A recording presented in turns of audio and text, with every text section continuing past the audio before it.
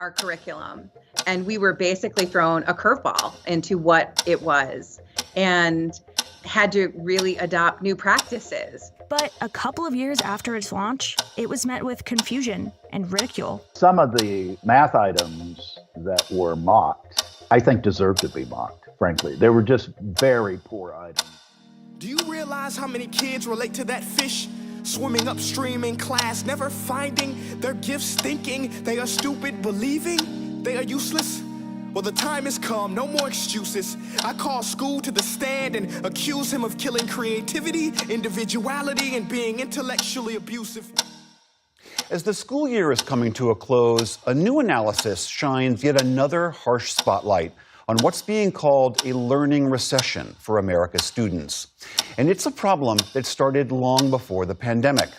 That's according to the latest National Education Scorecard, which is an annual deep dive into data about kids in grades K through 12.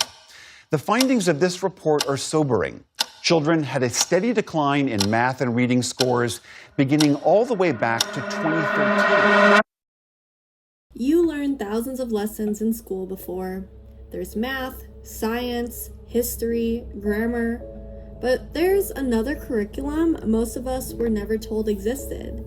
A curriculum with no textbooks, no homework, no report cards, and yet it may have shaped your personality more than anything else you ever studied.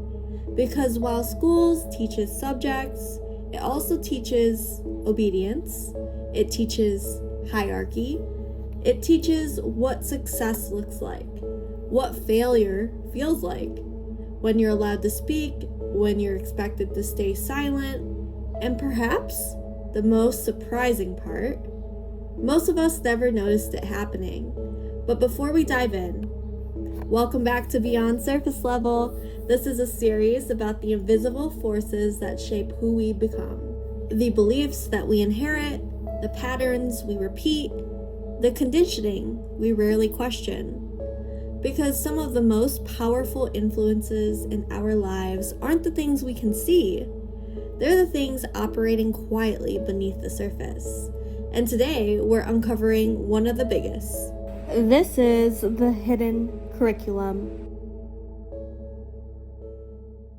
Alright, imagine you're 5 years old, you're energetic, curious, impulsive.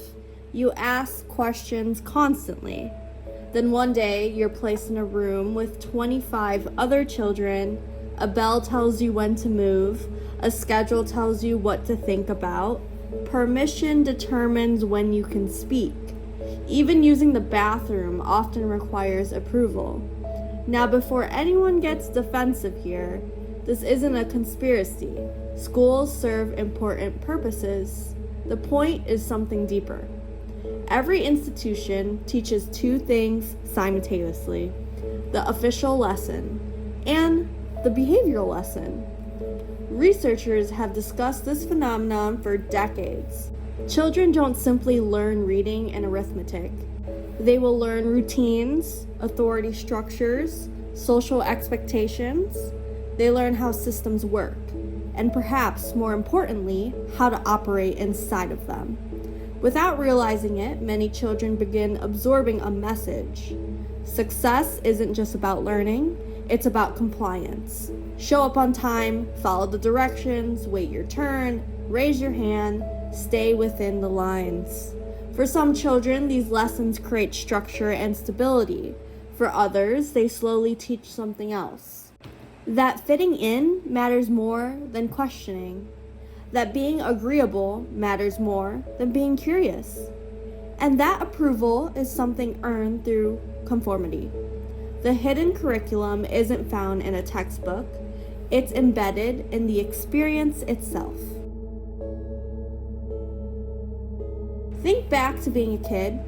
Gold stars, honor roll, perfect attendance, behavior charts, and student of the month. At first glance, these seem harmless. And often they are, but psychologists have long studied something fascinating. External rewards can slowly become internal identities. The child isn't simply receiving praise, the child becomes the smart one, the gifted one, the difficult one, the troublemaker. A temporary behavior slowly transforms into a permanent story, and stories shape people because human beings naturally begin acting in alignment with the identities they believe about themselves. A child consistently praised for achievement may become an adult who feels valuable only when producing results. A child repeatedly criticized may stop trying altogether.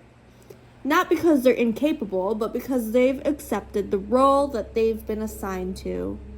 What's rewarded grows. What's punished often gets hidden. And over time, children learn which parts of themselves are welcome and which parts should stay out of sight. The hidden curriculum isn't just teaching children what to do. It's teaching them who they are. Here's where things get interesting. Many of the most influential lessons children learn are never spoken aloud.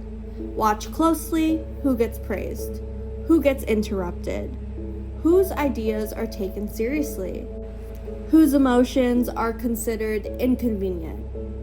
Children are constantly observing these patterns, not consciously, but subconsciously, and children are extraordinary pattern recognition machines. Long before they understand sociology, they understand survival. They learn what earns approval, what attracts criticism, what makes adults smile, what makes adults withdraw. They begin adapting accordingly. Maybe they become quieter, maybe they become perfectionists, maybe they become people pleasers. Maybe they learn to hide parts of themselves to avoid rejection, and perhaps nobody ever directly told them to do any of that. The lesson was never spoken, the lesson was observed.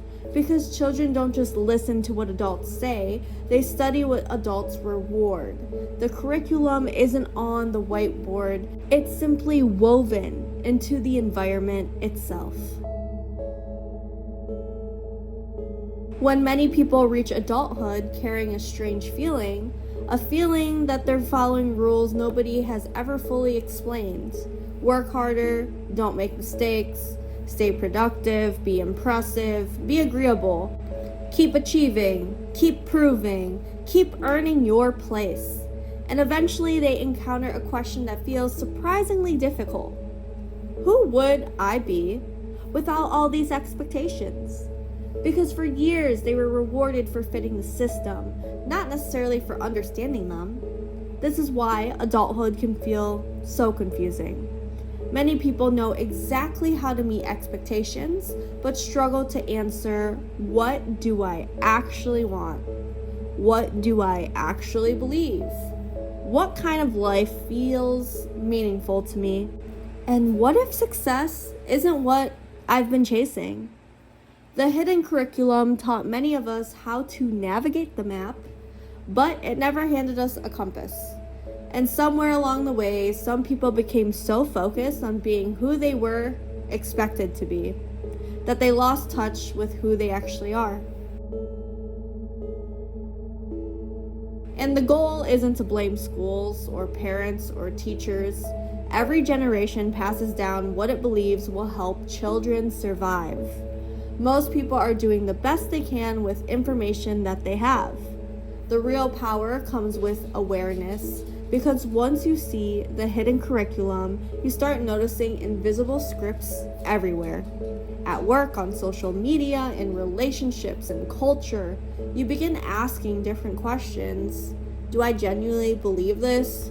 Or was I conditioned to believe it? Is this my value or someone else's expectation? Is this my voice or an echo chamber? And maybe that's what growing up actually is. Not collecting more programming, but becoming conscious of the programming you already received. Because awareness creates choice, and choice creates freedom. The hidden curriculum isn't hidden because someone is keeping a secret. It's hidden because it's woven so deeply into everyday life that most people never stop to examine it. But the moment you do, you begin to see the invisible lessons everywhere. The expectations, the assumptions, the identities, the scripts, and suddenly you realize that some of the most important lessons you've ever learned were never part of the official lesson plan. And that raises an interesting question. If so much of who we are was taught indirectly, how much of it can be rewritten? Because maybe the most powerful education doesn't happen when we learn something new, but maybe it happens when we finally recognize what was teaching us all along. Much love, and I'll see you next Sunday.